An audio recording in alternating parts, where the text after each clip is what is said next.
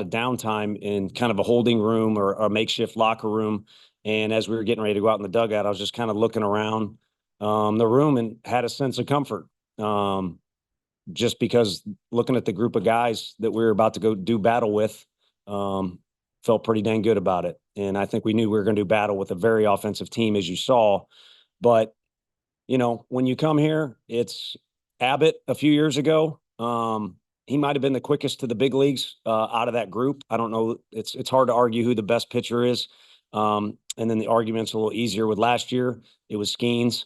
And then we finally figure out who we're facing today. And you look at the video and you look at the numbers, and Arnold can certainly make the case that he's the best pitcher in this thing. So we had a coaches meeting, and to quote Ace Ventura, why don't you cry about it, saddlebags? You know, you're going to have to beat somebody good. So our guys toughened up pretty good there. There was no game plan other than to compete, and they did a good job there. So. Okay, we'll open questions for the student athletes. First question right here. Clinton Yates, ESPN. Christian, I mean, heck of a night, second cycle ever. And for the last time it happened was in the 50s. You know, what's your mindset in a situation like that in terms of what you felt? And what was that last day be like as well when you guys really needed it and you seemed locked in? Throughout the whole game, you know, the only mindset I have is to win. You know, get on base for my team, set the tone. You know, I have really good hitters behind me, so I just want to get on for them. So really, to be honest, didn't really know I did it. I was just so hyper-focused on, you know, winning and just that next task. And I guess talking about that last AB, you know, just want to fight, you know, down to my last strike there with 2 outs. Just want to fight. You know, it's a battle. Me versus him, mano a mano. And, you know, I guess I won that one. You're going to go right 1, 2, and 3. Jackson Reyes-Delmo, World Herald. Can you guys just talk about, you know, maintaining that belief throughout? You know, you guys were getting guys on base, but it wasn't really getting scored or runs across the board, and then get to that 8th and 9th, and you guys come back and win it. I'll lead us off. You know, we talk about it, you know, all the time in the locker room, you know, in the dugout. You know, we believe in each other day in, day out. And we know that, you know, all we have to do is pass the torch to the next person. And I said it earlier, but the group out there, you know, we've played a lot of games together. So there's that certain comfort between us, and knowing, you know, my brother has my back at all costs. So when you go out there and have that, you know, good things can happen, like tonight. Dylan and Blake, you want to chime in on that? I thought that was pretty good what Simo said. Well, Good front. Jake McKeever, College Baseball Central. Blake, you had the 2-2 check swing. Can you walk us through that? And then how did you kind of readjust and get that big hit in the 9th? It was a check swing and I didn't go, and I kept battling after that. So, I mean, I just kept battling, and that was the result. Jake Mintz, Yahoo Sports. Christian, in your last at bat, there was a clip of you on the broadcast turning to the dugout and going, "It's fine. It's fine." What were you trying to convey to your teammates in that moment? I was actually saying, let's fight. It's a battle. Like I said, 2 outs, 2 strikes. I get out, we lose. Let's fight. That's what I did. And you're saying that to them even though you're the one at the plate? Yeah. Okay. It's a group effort. Yeah. And then the last question I have is, did you know that you had the cycle? No, I did not, sir. Yeah. Any other questions for the student athletes? That one right there. For you guys, what's the biggest mindset coming out at the top of the 3rd inning, getting 6 runs across from the other side? What was just your mentality to, you know, get back in it? And for all of you guys too, Chris, Dylan, and Blake, what do you just feel about the offense going into Sunday and everything else that lies ahead? I mean, we're a very gritty team, and when we go out there, we always think that we can put up whatever number on the scoreboard. And we aren't trying to put up a 6 spot. We're just trying to win every pitch. And we just threw a bunch of jabs all game, and then threw that big punch in the 9th inning.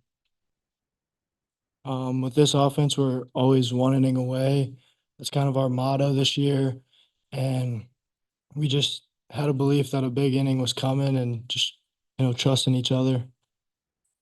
Yeah, I mean, I think that's kind of the staple of this program. You know, we're always 1 inning away. You know, if they put up 6, we can do it too, and we have that confidence in each other. And you know, we were able to do that. You know, scratch and claw, and was able to get back in there. Okay, last two questions. We'll go here and here for the student.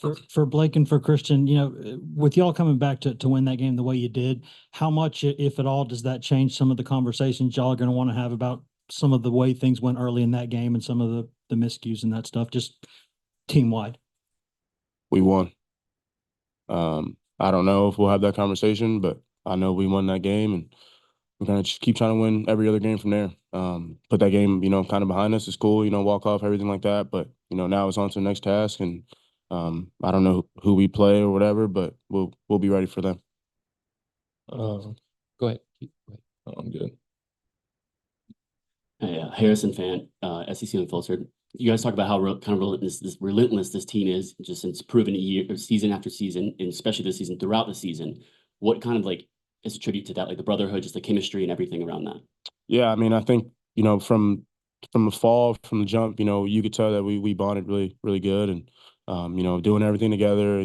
Just always hanging out in the locker room later. So, we kind of knew we had something special, and we knew that all we had to do was put on the field and work hard to be in this situation. And all those guys, even guys in the dugout, have really pushed themselves to be here and to be this team. So I'm super proud of everybody, and I'm hopefully we can keep this trend going. Yeah, Blake, you'd like to add something? Sure. I actually forgot the question, but we love each other and we're playing for each other. So, Including the coaches. including the coaches. Love you, Coach V. Gentlemen, thank you very much for your time. Congratulations on the win.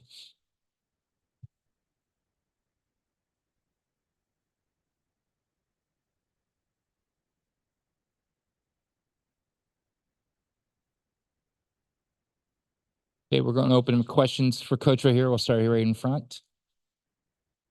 Tony Cannon seems like he's been really productive as a pinch hitter for you all year. Just what has made him so good in those moments, and kind of what did you see from him in that at-bat in the ninth? Yeah, I think it's a little bit of a backwards answer, but I think it's what he's capable of. With the nature of his position, and also what we think his strengths are, it's kind of a catch-22. It's, we've got an opportunity to put you in the game, but hold on, we want to put you in the game, when the fire is burning hot. So that could be really frustrating for a young guy, even more frustrating for a guy that kind of envisions a Pete Rose, George Brett style of attacking the game, which he truly does. But for this team in particular, it's what his role is and what it needs to be. And it's a good chance he'll catch before our time is done here.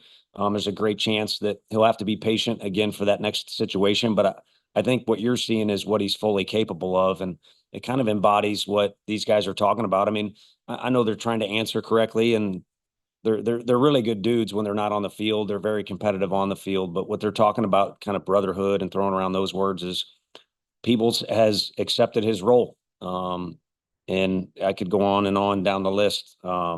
Snead gets the win tonight. There's times we've taken the ball from him. There's times where he's sore, but he wants to take the ball. I mean, it's been a good group as far as all that stuff goes.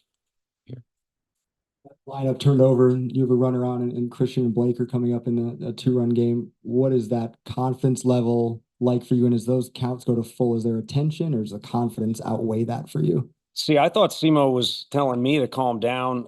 KT told me to calm down about 4 times. I had a bunch of dirt in my hands at one point. So I think I was the least composed out of that group. But I assure you that I was confident. We just talked about getting on base. And, yeah, it's nice to turn over the lineup. And, Christian Moore was a man on a mission tonight, so you'd like to see him get up to the plate. But honestly, in that situation, what the conversation is let's just make sure we get one base runner. And then I feel like our lineup is capable. I mean, tonight, I don't think Cal had much to show for it. And then one of those regional or super regionals games, Cal almost kind of took over, and then we could go, each guy through the lineup and talk, similar fashion. We're going to go 1, 2, 3. And back here. Colin Wilson with the Action Network. Tony, when you came out of the dugout on the top of the ninth, none of us knew why you did. Can you explain what happened? How'd you come out of the dugout? Just the balk call. Again, a lack of composure, but it kind of had some history to it. That was something that we saw earlier in the game. And to be honest with you, if you go back and watch the video, we've got other guys, in my opinion, that were guilty of it on our side too. And then, my feeling was it was arbitrarily called, out of the blue. And I haven't talked to those guys. Typically, the umpires will, give an infielder, hey, tell that guy he needs to stop. So maybe that was the case. Maybe they warned him, and he still didn't come completely set. But we felt like we were in a situation, especially with a runner at third, where that didn't take place. And, I guess just kind of a competitive situation. I mean, again, coming into the game with Arnold, you watch the video, you want 90 feet any way you can possibly get it. So just kind of a build up to that situation. But, it's what he did. And there was kind of calls that went back and forth for both teams. Jackson Reyes, Elmo World Herald. So Chris leaves the game early in the first inning. Can you just talk about what you saw from your bullpen and outside of that third inning, just their ability to be resilient on the mound? Yeah, that bothers me that he came out of the game that quick. It would have been interesting to see how things would have taken place if the first play was tricky. It's a different field. It's a gorgeous field, but it's a different field, and I don't know that I managed our practice time as well as I needed to yesterday. I mean, you don't get much time to get used to it, and they cut it. So it's not like our guys weren't focused. I promise you, we coach, but it looked like we were disorientated in some of those situations. Stom was throwing the ball very well. And as soon as I took one step out of the dugout, I'd have to look at the video. I forget what he said, some sort of phrase. I don't even think there was a cuss word in there, but he was as frustrated as I was that we had to take him out. But then each guy after that just kind of did what they had to do. I mean, those are more walks than you're typically going to see out of a Coach Anderson pitching staff. They're very dangerous in the lineup. There's some plays that we could have made behind them. All in all, it was a hot mess. But it's not going to be pretty. It doesn't have to be pretty this time of year. You just got to keep fighting. Oh, in the back. Tony, you've talked about your first two teams that came to Omaha, and maybe those first two games not playing like themselves. Did you see that early on from No. this bunch, and what allowed this bunch to maybe overcome some early mistakes and pull out this type of win? No, I felt like pregame, we tried not to rush anything. Probably the better way to do it. I've been guilty of doing that in the past. Like I said, we had some bonus time, and then you could sense the air about them was pretty good. They were eager to go. Again, Stom was throwing the ball well. Our first inning against Arnold, I got to be honest, I didn't envision it that way. The one thing I did envision, to be 1,000% honest with you too, we've had a fair amount of success this year. We hadn't had a walk-off win. And that for whatever reason, that was in my head, maybe because of the game beforehand. And those things are interesting because, once you do something, it kind of seems to occur again or come in bunches. But no, I just think, a couple tricky plays and our guys weren't handling, some of the circumstances that were present on the field. But what I said in the mid-game interview was, and I don't mean because we're in Omaha or because the stakes are high. It was just the actual circumstances that were present on the field needed to be handled better by our guys.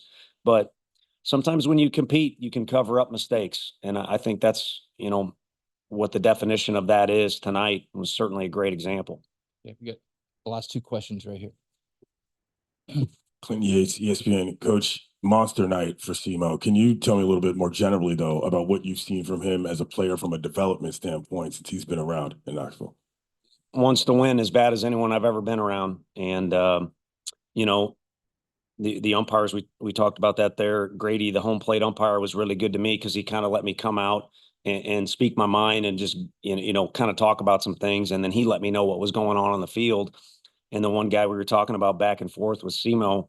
And I was, pleading a particular case that guy wants to win as bad as anybody on the field. I don't know how you define that, but that's what makes his motor go. And he's not going so good when he's not in that mode and he's worried about other things. And to answer your question, his development has come to where he's matured a lot on and off the field to where he gets into that spot more often and doesn't let a bump in the road set him off or a poor game set him off in another direction. And it's been nice to see that development. Blake Burke and he are two guys that have been a part of two different ends that Chris Burke was talking about before the game. Such a fun story. Two different sides of the country, two totally different ways to do it. But they've both matured in so many different ways, and they're pros. And they're ready to be pros. I just hope it's not for a while. Last question. Jake Mitz, Yahoo Sports. Yeah. Just curious about SEMO. Like, what we saw tonight was incredibly special, and in some ways, the culmination of a lot of time and work that's gone on with his development. For you, what was the moment that you realized he was special? Like when you look back to recruiting the kid, is there a moment that stands out in your mind of like, I knew that that kid was going to be different? You know, our staff did a good job recruiting with him, recruiting him. I played a very small part. As a matter of fact, I went to one game in the middle of nowhere in Georgia, and he didn't say hi to me. I don't know if he knew it was me or not, so I tease him about that all the time. He was pitching in that game. He was a pitcher, athletic kid, infielder that we recruited. And then I mentioned earlier to the ESPN folks, we didn't think he was coming to school. He had to turn down really good money in order to come. I was going to save this for later, but I think he's kind of battling a little bit of the reputation that people throw around right now from others that we dealt with 3 years ago. We had some concepts there that not a guy that says no to good money and come and wants to play team ball and things like that. And we knew right away once he was on campus, we were wrong. But we also had to do some things to, again, like any freshman, needed to mature. And he's gotten to that point right now. So it's fun to watch. You ever see the one he hit today? From anybody? To be honest with you, a couple similar at our park, but I would say the more unique thing was the reaction from some of the guys in the dugout. When you impress your teammates that way, where it's kind of like a Sean Kemp for old enough people in the room, like a Sean Kemp dunk, and you got everybody on the bench going crazy. That was kind of the reaction in the dugout. Coach, congratulations on the victory, and thank you for your time. Thank you all. Favorite player of all time, number 40, baby. Sean Kemp? Yeah, nice.